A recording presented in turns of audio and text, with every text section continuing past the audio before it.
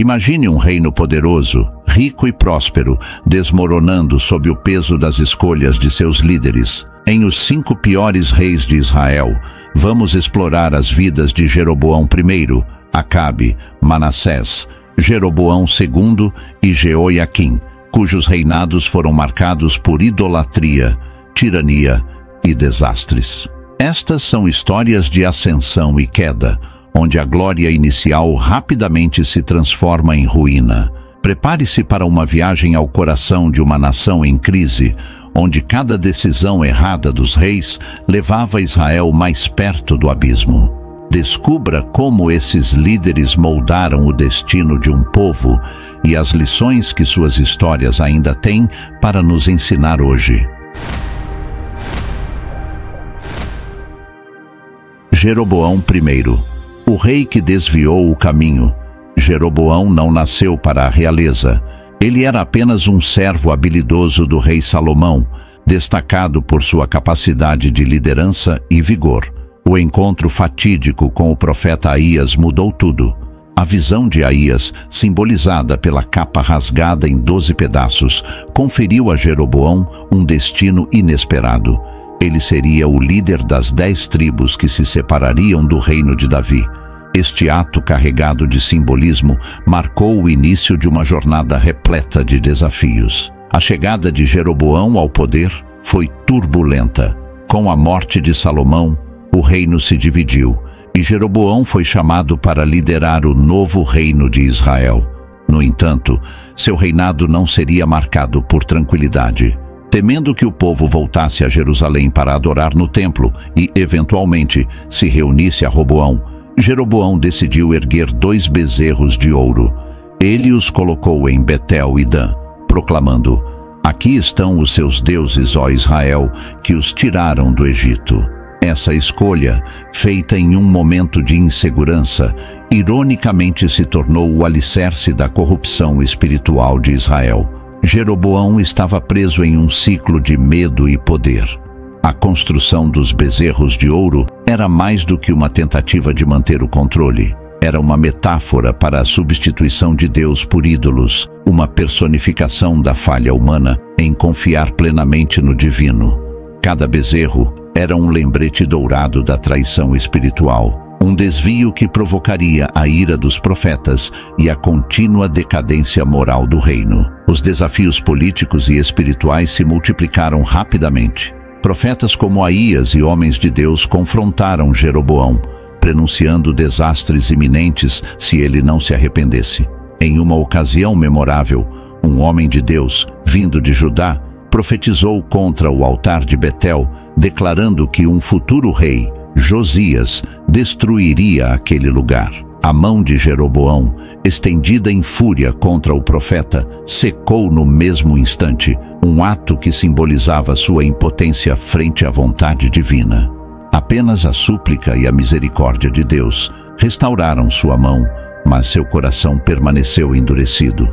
O reino de Jeroboão estava impregnado de conflitos. A instabilidade política, resultante de suas escolhas religiosas, levou a frequentes revoltas e guerras com o reino de Judá. A aliteração na profecia do homem de Deus reverberava como um eco sombrio. Altar, altar, assim diz o Senhor. A visão do altar se partindo ao meio era uma imagem poderosa do destino de Israel sob a liderança de Jeroboão. A cada passo, Jeroboão enfrentava desafios internos e externos. Sua incapacidade de unir o reino sob a verdadeira adoração a Deus abriu brechas que seus inimigos exploraram.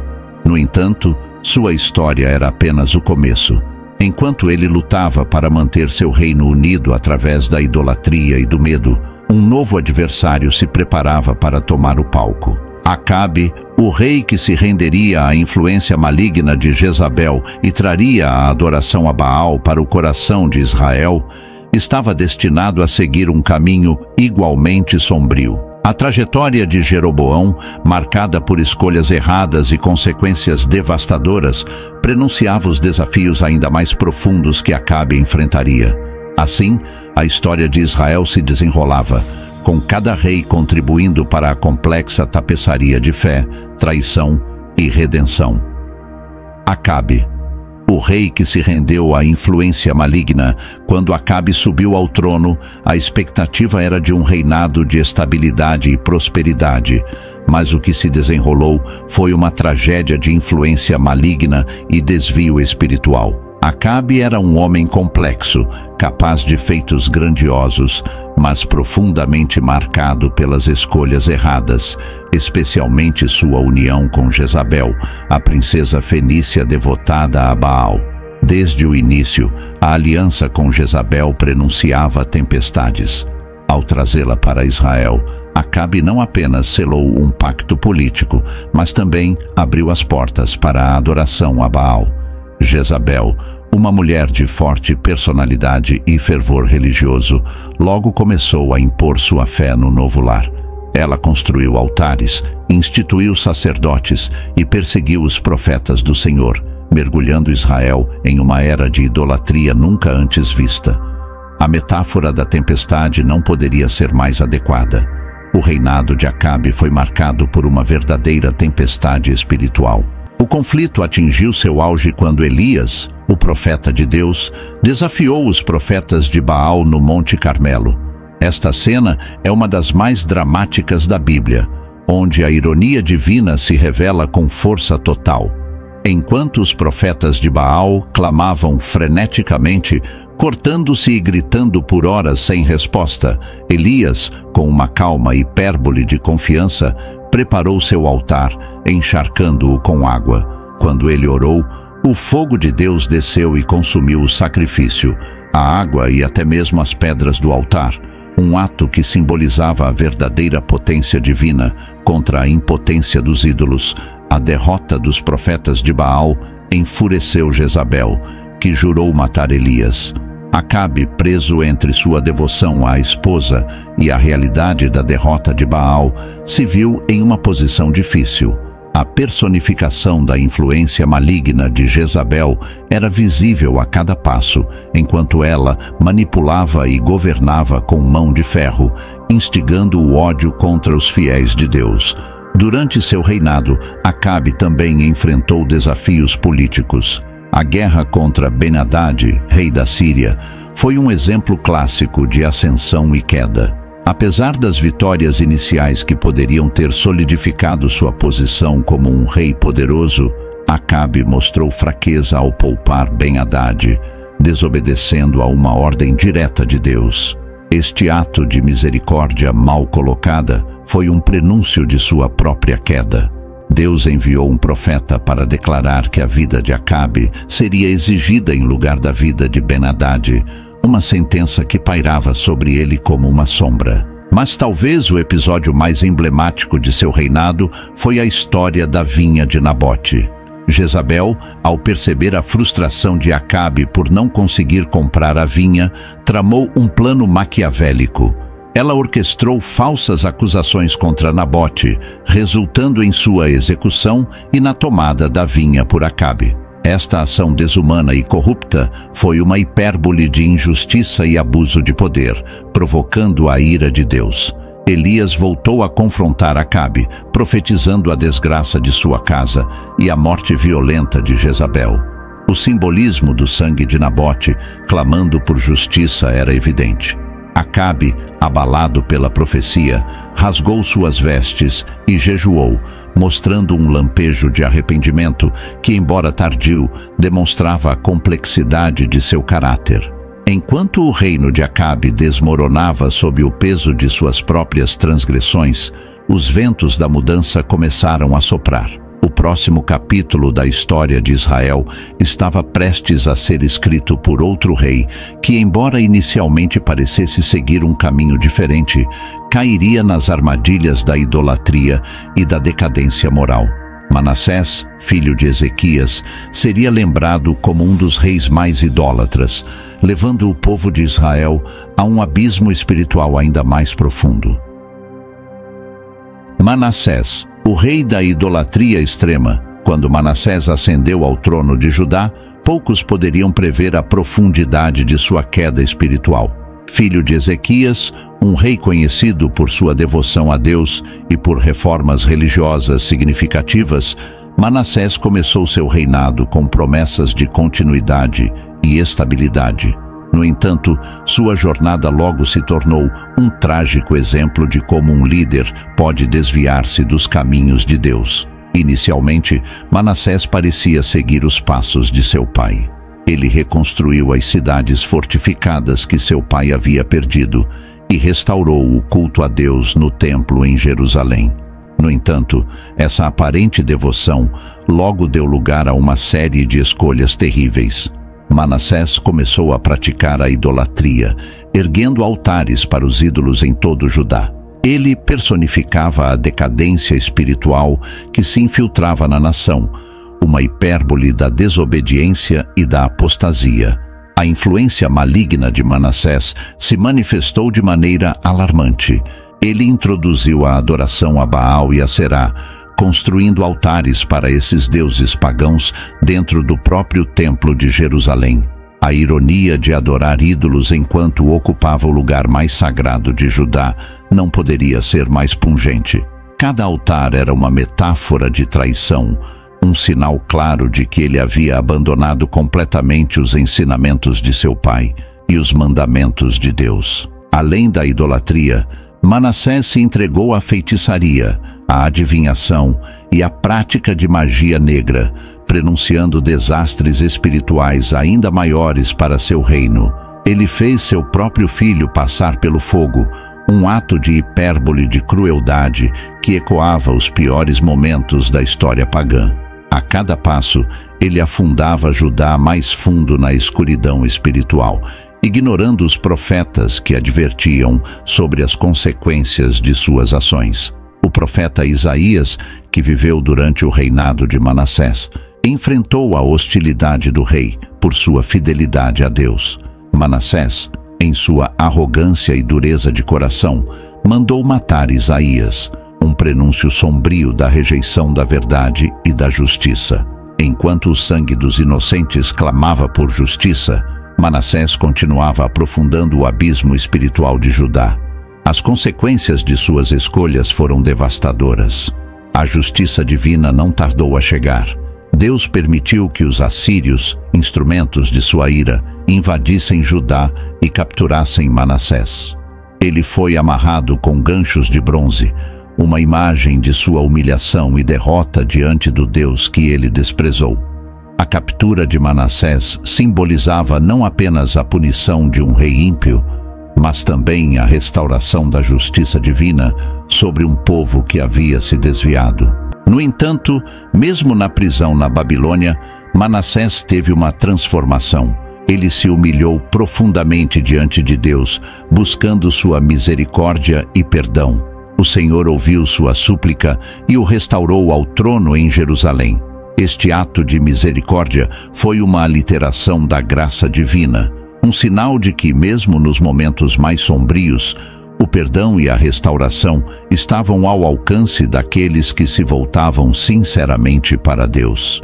A história turbulenta de Manassés, marcada por altos e baixos espirituais extremos, preparou o terreno para o próximo capítulo na história de Judá.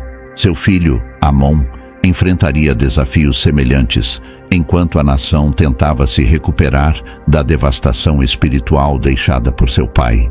Assim, a saga de Judá continuava, com cada rei deixando sua marca na complexa tapeçaria da fé e da redenção. Jeroboão II, o rei da prosperidade vazia. Quando Jeroboão II assumiu o trono de Israel, o reino enfrentava um período de relativa estabilidade, após décadas de tumultos internos e ameaças externas. Sob seu reinado, Israel testemunhou uma recuperação econômica notável e uma expansão territorial que não era vista desde os dias de Salomão.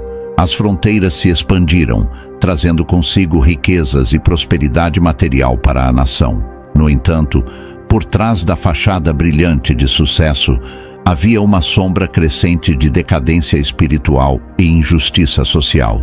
Jeroboão II não se envolveu na idolatria flagrante que marcou seu antecessor homônimo. Em vez disso, ele navegou por um caminho de complacência espiritual e indiferença moral. Sob seu governo, Israel viu um aumento na disparidade entre ricos e pobres. Enquanto os nobres e comerciantes acumulavam riquezas, as camadas mais baixas da sociedade enfrentavam uma crescente opressão e pobreza. A prosperidade aparente era uma metáfora da ilusão de grandeza que encobria uma realidade de desigualdade e exploração. Geopoliticamente, Jeroboão II buscou restaurar a glória territorial de Israel, expandindo suas fronteiras até onde haviam se estendido durante os dias de Davi e Salomão.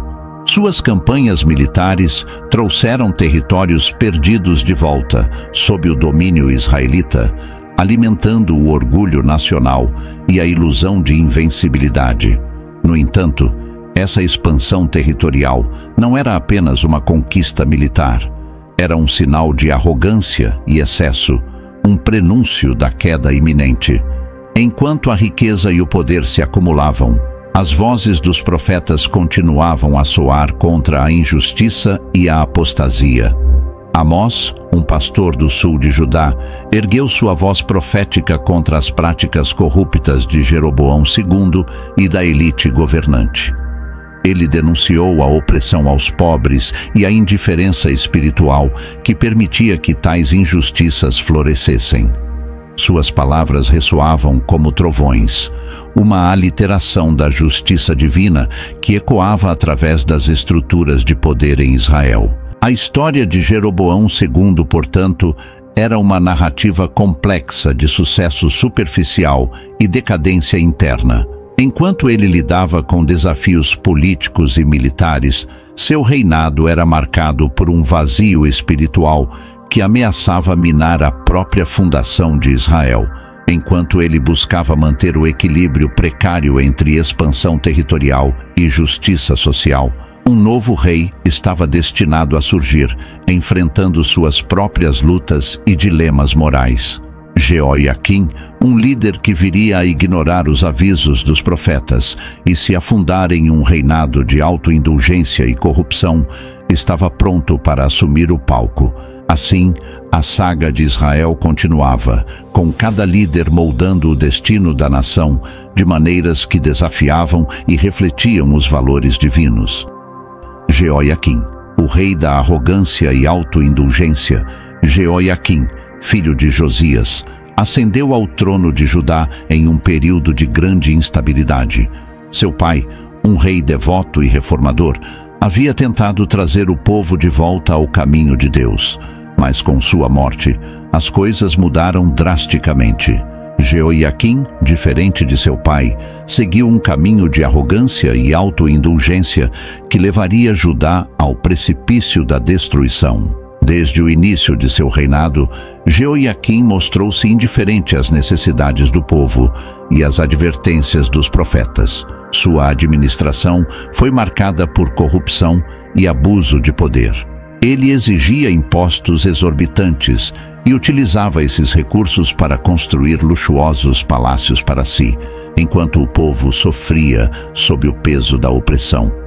Essa construção desenfreada e autocomplacente era uma metáfora para a Torre de Babel, simbolizando a rebelião contra Deus e a busca egoísta por glória pessoal. Jeremias, o profeta que serviu durante o reinado de Jeoiaquim, frequentemente denunciava as práticas do rei e seus conselheiros. Ele personificava a voz da justiça e da verdade em meio a uma sociedade que havia se afastado de Deus. Jeoiaquim, no entanto, desprezava as palavras de Jeremias.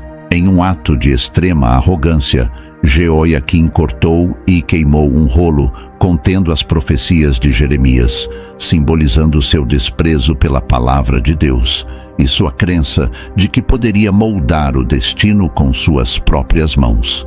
Este ato de queima foi um prenúncio de sua própria destruição, uma ironia cruel que mostrava sua cegueira espiritual. A política externa de Jeoiaquim também refletia sua incapacidade de tomar decisões sábias. Inicialmente, ele se aliou ao Egito, esperando proteção contra a crescente ameaça da Babilônia. No entanto, quando Nabucodonosor, o rei da Babilônia, conquistou Jerusalém, Jeoiaquim mudou de lealdade, apenas para trair Nabucodonosor posteriormente. Essa instabilidade e falta de lealdade política mostravam a hipérbole de sua liderança desastrosa. A resposta de Nabucodonosor à traição de Jeoiaquim foi rápida e decisiva. Ele sitiou Jerusalém, e Jeoiaquim foi capturado e levado em correntes para a Babilônia, onde morreu em desgraça. Sua queda foi uma aliteração do julgamento divino, um claro cumprimento das profecias que ele havia tentado ignorar e destruir. No entanto, mesmo após a morte de Jeoiaquim, os problemas de Judá estavam longe de terminar.